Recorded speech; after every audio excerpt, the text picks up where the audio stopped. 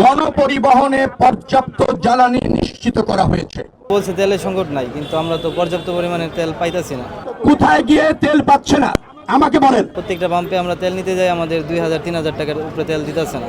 গতকাল রাত থেকে নিশ্চিত করা হয়েছে গণপরিবহনে পর্যাপ্ত তেল সরবরাহ করা হবে। তেলের দাম বাড়ছে না, তা আমি আগেও আপনাদেরকে জ্ঞাত করেছি, আজকেও বলছি তেলের দাম বাড়ছে না এবং পর্যাপ্ত তেল গণপরিবহনে নিশ্চিত করা হবে। পাচ্ছে পাচ্ছে কোথায় গিয়ে তেল পাচ্ছে না আমাকে বলেন। কোন পাম্পে গিয়ে পর্যাপ্ত তেল পাচ্ছে না? মালিক সমিতির নেতারা এখানে আছেন, বিচ্ছিন্ন ভাবে না, আপনাদের সমিতির নেতারা এখানে আছেন, আমাকে জ্ঞাত করেন, তেল দেওয়ার দায়িত্ব আমার। পাচ্ছেন? বলছে তেলের সংকট নাই, কিন্তু আমরা তো পর্যাপ্ত পরিমাণে তেল পাইতাছি না। আপনার প্রত্যেকটা পাম্পে আমরা তেল নিতে যাই, আমাদের 2000-3000 টাকার উপরে তেল দিতেছে না। তো আমাদের ময়মনসিং হাফ ডাউন করলে 8000-7000 টাকার তেল লাগে। তো আমাদের পাম্প থেকে তেল দিতেছে 2000-2500-3000 টাকা, তার উপরে আমাদের তেল দিতেছে না। তো আমাদের 3-4 পাম্প থেকে তেল নিতে হয় ঘুরা ঘুরা। গতকালকে আমরা আপনার আসরের সময় পাম্পে ঢুকছি তেল নেওয়ার জন্য, আপনার তেল পাইছি আপনার রাত্রে 1টা পর্যন্ত আর কি বাইজে গেছে তেল নিতে নিতে। তো আমরা তো পর্যাপ্ত পরিমাণে তেল পাইতেছি না।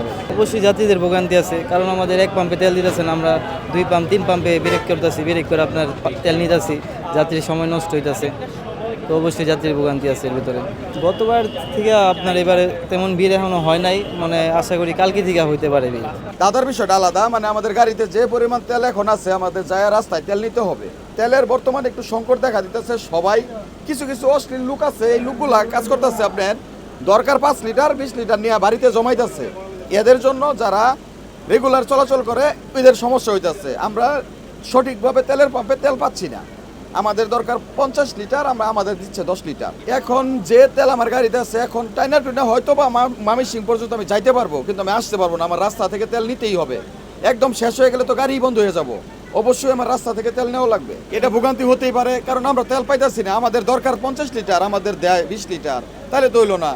আমার মনে হয় আমার যে তেল আছে এই তেলে আসলে আমি আজকে আমার গন্তব্যস্থানে পৌঁছতে পারবো, কিন্তু ওইখানে জামালপুর যাওয়ার পরে আমি পর্যাপ্ত পরিমাণ তেলটা ভরে আবার ঢাকা আসতে পারবো কিনা এটা বলতে পারতেছি না আপাতত আর কি। খবরে তো আমরা দেখতেছি যে তেল প্রচুর তেল আছে, কিন্তু তেল তো দিচ্ছে না। পাম্পে গেলে তো আমাদের তেল দিচ্ছে না, কোনো ব্যবস্থা নাই। এখন পাম্প থেকে তো তেল দিলে যাইতে পারবো না।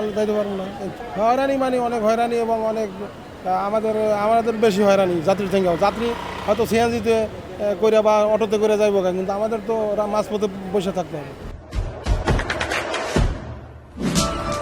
দেশে দেশে সবার সাথে দ্য নিউজ।